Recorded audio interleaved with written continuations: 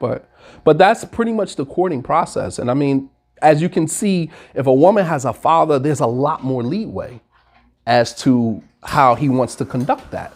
But we're essentially marrying women in the community that are converts.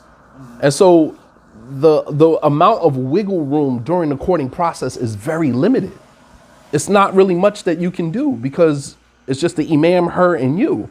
The imam is a stranger. You're a stranger. So this woman is the most vulnerable person in that situation. She doesn't know the imam. And I mean, this is not like, the imams are not like, you'd be hard pressed to find somebody who actually gives a damn. You know what I mean? But for most, it's just like, that's a job. Sister, just fill out this application. I'll put your application over here, and it's business as usual. Nobody takes a personal interest in, let me try to help this sister get married, as the Prophet ﷺ did with many of his companions. He personally made connections between people. Hey, you married? Well, what about you and you? And he connected people on a number of occasions. He was just stop young men. You marry? I kind of do that sometimes as well in passing. I see a brother, you married? You looking to get married? And most of the time the response is no and no.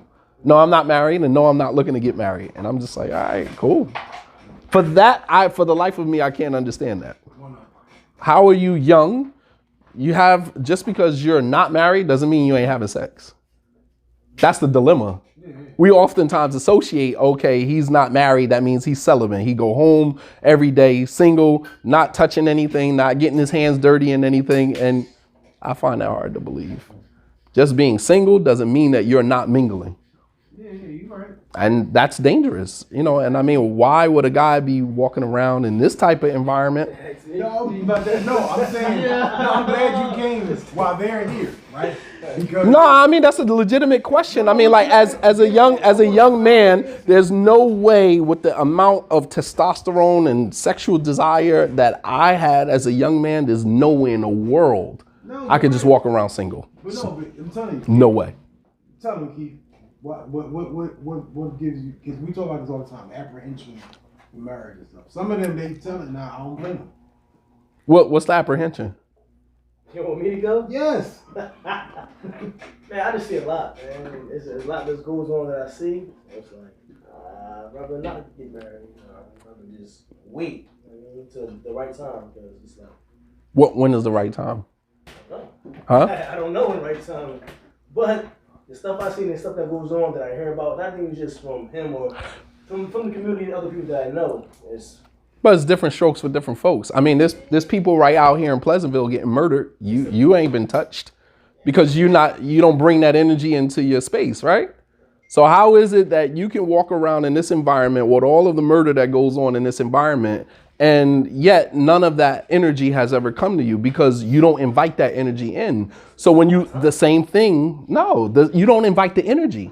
The same thing with marriage. When you see all these people going through these dysfunctional situations, if you don't bring that energy, like there's a story behind each and every dysfunctional situation that crumbled. There's a story behind that. And you can't generalize and say, well, I see all these people going, I don't want that for myself. Well, if you don't bring that energy into your space, you ain't got nothing to worry about. I think for some of these brothers, especially here, because we're in a small town, right? You know the women. You don't have to choose from here. Yeah, you're right. You're right. But I mean, that's how, like that, to me, every time I talk to young brothers, that's what they say.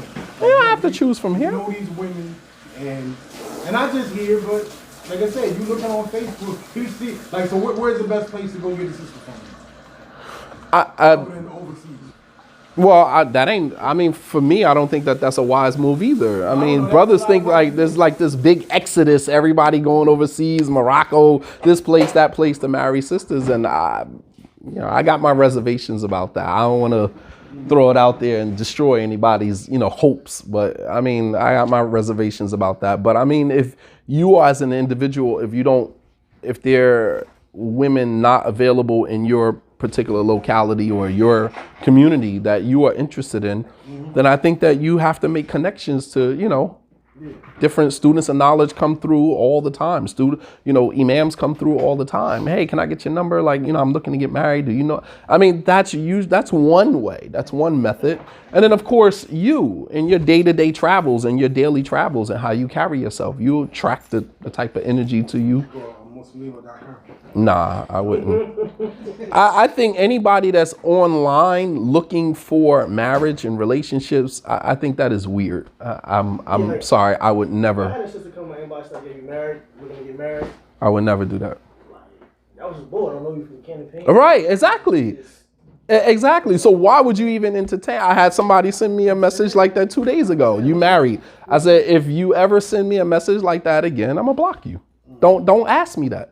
Number one, it's intrusive. Number two, like I said, if I don't see a profile pic, if I go to your thing and your thing is blocked, I could be talking to anybody. I don't know who you are. You could be catfishing me. You know what I'm saying? Like, I don't know who you are. I'm not even going to entertain that. You know what I mean? Because if you were really serious about marrying someone, then you would follow the proper protocol. As a woman, I would like to think that you wouldn't put yourself in a situation to be rejected. You know what I mean? Like you say, oh, brother, you looking to get married? No. I mean, how do you walk away from that? It wouldn't be wise to say, you have a brother, you have an imam, listen, this is a particular brother that I'm interested in. Can you go find out if he's... And then there's this sense of entitlement. When you say to someone, you looking to get married, it's like, but what if I'm not looking to get married to you? Yeah. What makes you think that I want to be with you? Exactly. It's a sense of entitlement. Assalamu alaikum, brother, you married? It's just like, no. Or you looking to get married? Like, yeah, but not to you. Like, what makes you think I want to be with you? I get that all the time. Oh, man, the entitlement is real, man. Huh? You know why they do that with me? Why? Because I'm fat. So why? They like big boys? Fat niggas is desperate. Desperate. You know what I'm saying? That's interesting. They think that. Sometimes That's interesting. Well, I would like to think that anybody who approaches you online and asks you, is you ready to get married, that the desperation is probably on their part than anybody else's. Who sits online looking at somebody online and just as... It happens right there. But I mean, it's a real sense of entitlement, man. Yeah, it is. We got a lot going on in our community, man. A lot. So, all right, if you are married, right? Let's say you're a brother, right? And you are married. What's the proper way to go get another way? I'm just telling you stuff that people be asking us. Yeah, the blueprint. Yeah. Women be asking it too. They be like, how is he able to, go get another wife? Ain't he supposed to include me in the process? I'm like, I don't have to. Well, I mean, I always answer questions from two sides. I give you the Islamic side, which I know most people don't want to hear.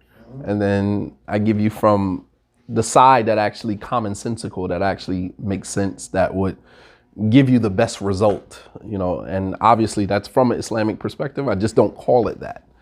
I mean, that's just the time that we live in, man. The moment you start saying Allah said, His Prophet said, it's just like people just get turned off, but if you give it to them in a way where, although it's rooted in Quran and Sunnah, you just don't label it as that, then they'd probably be a little bit more receptive to it. But I mean, as a man, I would like to think that if you were interested in another wife, that's a conversation. I'm only speaking from my perspective. Like, men are different, what I mean? But I would like to think that the ideal man would say to his wife, because the conversation is not difficult, because she already knew when she first married you what type of man you were. I'm hoping that this wasn't just like some whim. You were in a conversation with a group of brothers who were talking about marrying second wives, or you talked to a brother who, like, a lot of times I have a brother come up to me and be like, oh, you got multiple wives? And it's just like, and then he trying to kind of get, he trying to get his confidence up by talking to me. And then he goes back and he goes and he does it, but he does it in the wrong way, not realizing that I didn't go about it that way. You know what I mean? I didn't approach it that way. But I would like to think that if you're going to marry a woman in monogamy, that you make it clear to her while you're in monogamy that I am polygynous. It's not that I'm gonna marry you like some brothers do. They make all these great promises. Oh, I would never take another wife. I don't want to be a part of that. And then a year or 2 years into the marriage, or 6 months into the marriage, it's like, oh, I want another wife. But you done already shot yourself in the foot because you've already made these great promises about what you don't want and what you don't want to be a part of. And so, you know, women, they don't forget those things. You say those things, they remember every single part of that. So I would like to think that if you're going to marry another wife, that in monogamy, your current wife knows that that's what you're about.